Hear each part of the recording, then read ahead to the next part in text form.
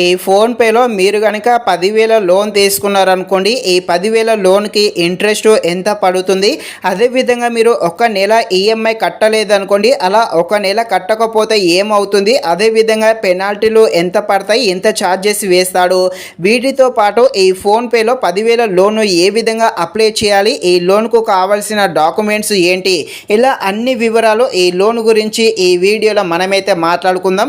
మీరైతే ఈ వీడియోని స్కిప్ చేయకుండా ఎండ్ వరకు చూసేసి ఇంకా ఎవరైనా మన ఛానల్ని సబ్స్క్రైబ్ అండ్ లైక్ చేయకుండా ఉంటే తప్పకుండా మన ఛానల్ని సబ్స్క్రైబ్ అండ్ లైక్ చేసి కాస్త నాకు సపోర్ట్ చేసేయండి.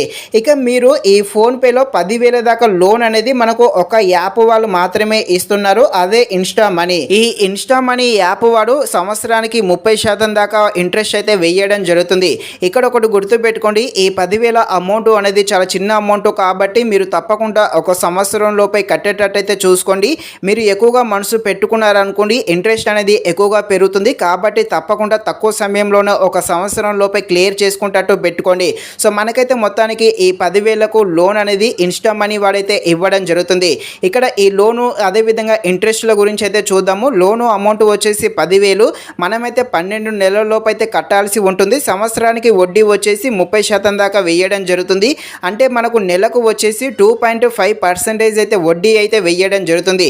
తప్పకుండా ప్రతి నెల ఈఎంఐ అనేది 975 రూపాయలు అయితే కట్టాల్సి ఉంటుంది. ఇక మనం మొదటి నెల ఈఎంఐ ఎంత కట్టాలో ఇక్కడ పెట్టాను చూసేయండి. మొదటి నెల మొత్తం 10,000 అమౌంట్ కాబట్టి నెలకు ఇంట్రెస్ట్ వచ్చేసి 2.5%. అంటే ఇక్కడ అసలు 725 రూపాయలు కట్టాలి, వడ్డీ వచ్చేసి 250 రూపాయలు కట్టాలి. మొత్తము నెలకు ఈఎంఐ వచ్చేసి 975 రూపాయలు అయితే కట్టాల్సి ఉంటుంది.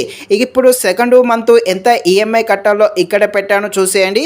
మొదటి నెల అసలు వచ్చేసి 725 కట్టేసాం కాబట్టి అందులోంచి మైనస్ చేస్తే మనము ఈ సెకండ్ నెల మిగిలే మెయిన్ అమౌంట్ వచ్చేసి 9,275 రూపాయలు అయితే అసలు అయితే మిగలడం జరుగుతుంది.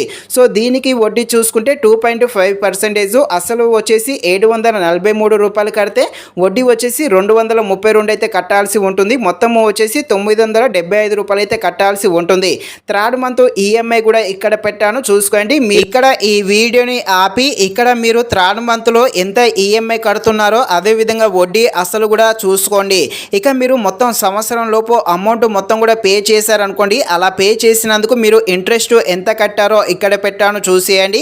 మొత్తము అమౌంట్ వచ్చేసి మనము 11,700 దాకా కట్టాల్సి ఉంటుంది. అంటే మనము ఇక్కడ ఎగస్ట్రా ఎంత కడుతున్నామంటే 1,700 దాకా సంవత్సరానికి ఇంట్రెస్ట్ అయితే పడడం జరుగుతుంది. మీరు 10,000 లోన్ తీసుకున్నారనుకోండి, సంవత్సరం లోపు కట్టారనుకోండి, ఇంట్రెస్ట్ అమౌంట్ వచ్చేసి 1,700 రూపాయలు అయితే అవ్వడం జరుగుతుంది. ఇక మనము ఈ లోన్ తీసుకుంటాంగా, ఈ లోన్ తీసుకున్నందుకు కొన్ని ఛార్జెస్ కూడా కట్టవ్వడం జరుగుతుంది. అవేంటో ఇక్కడ పెట్టాను చూసేయండి. ప్రాసెసింగ్ ఫీజు 500 తీసుకుంటున్నాడు, జిఎస్టీ కింద 90 రూపాయలు తీసుకుంటున్నాడు. మొత్తం కట్టింగ్ ఎంత పోతుందంటే 590 రూపాయలు అయితే పోవడం జరుగుతుంది. మనం లోన్ అమౌంట్ 10,000కి అయితే అప్లై చేయడం జరుగుతుంది. కాకపోతే ఈ జిఎస్టీ అదేవిధంగా ప్రాసెసింగ్ ఫీజు కింద కొంత అమౌంట్ పోయి మన చేతికైతే 9,410 రూపాయలు మాత్రమే రావడం జరుగుతుంది. కాకపోతే మనం మాత్రం తప్పకుండా ఈ 10,000 నుండే ఇంట్రెస్ట్ అయితే కట్టాల్సి ఉంటుంది. కానీ మన చేతికి మాత్రం 10,000 రావు, 9,410 రూపాయలు మాత్రమే రావడం జరుగుతుంది. సో దీన్ని కూడా దృష్టిలో పెట్టుకోండి. ఇక మనము ఈఎంఐ టైంకు కట్టలేదనుకోండి, అలా కట్టకపోతే ఏం జరుగుతుందో ఇక్కడ పెట్టాను చూసేయండి.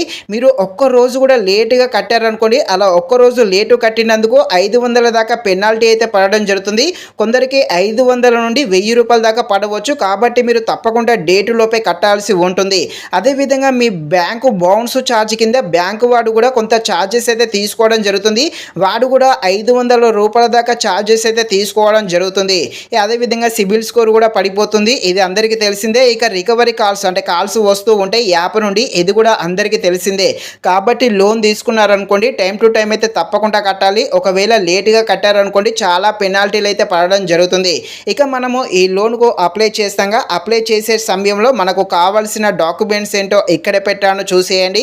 ఆధార్ కార్డు అనేది కావాలి. ఈ ఆధార్ కార్డు అనేది ఓటీపీలు వస్తాయి. సో తప్పకుండా ఆధార్ కార్డు ఉండాలి. అదేవిధంగా పాన్ కార్డు కూడా ఉండాలి.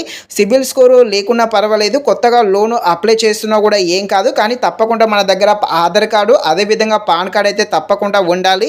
బ్యాంకు అకౌంట్ కూడా ఉండాలి. మొబైల్ నెంబర్ కూడా ఉండాలి. ఈ మొబైల్ నెంబర్ అనేది మీ ఆధార్ కార్డుకు లింకులో ఉండాలి.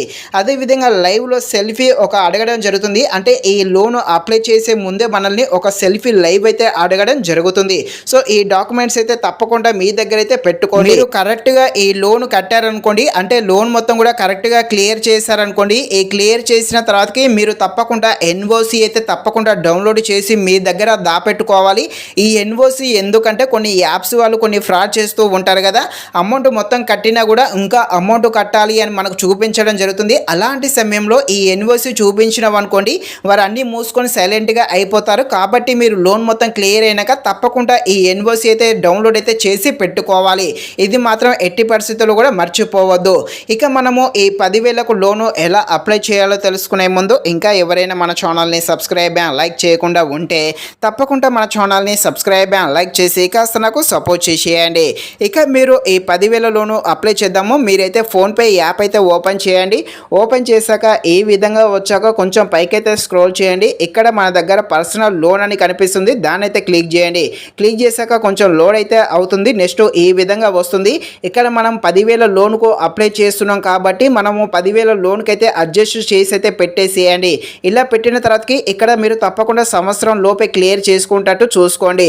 అదేవిధంగా ఇక్కడ 10,000కు మనకు ఇన్స్టా మనీ వాడు మాత్రమే ఇవ్వడం జరుగుతుంది. కాబట్టి ఇక్కడ అప్లై నవ్వనుందిగా, దాన్ని అయితే క్లిక్ చేయండి. క్లిక్ చేశాక కొంచెం లోడ్ అయితే అవుతుంది. ఇలా వస్తుంది. ఇక్కడ యాక్సెప్ట్ అని కంటిన్యూ ఉందిగా, దాన్ని అయితే క్లిక్ చేయండి. తర్వాతకి ఇక్కడ మీ పాన్ కార్డు డీటెయిల్స్ అయితే ఇచ్చేసి మీరు ఇక్కడ ఆఫర్ అయితే క్లిక్ చేయండి. క్లిక్ చేసిన తర్వాతకి కొన్ని రోజులకి, అంటే ఒక 2 రోజులు లేకపోతే 3 రోజుల లోపు మీకు ఈ లోను వస్తుందా రాదా అనేది మనకు ఫోన్పే నోటిఫికేషన్ హిస్టరీలో కనిపించడం జరుగుతుంది. ఒకవేళ లోన్ వచ్చింది అనుకోండి, డైరెక్ట్గా మీ బ్యాంక్ అకౌంట్లోనే పడడం జరుగుతుంది. ఒకవేళ లోన్ రిజెక్ట్ అయింది అనుకోండి, అసలు ఎందుకు రిజెక్ట్ అయిందో కూడా మనకైతే చూపించడం జరుగుతుంది.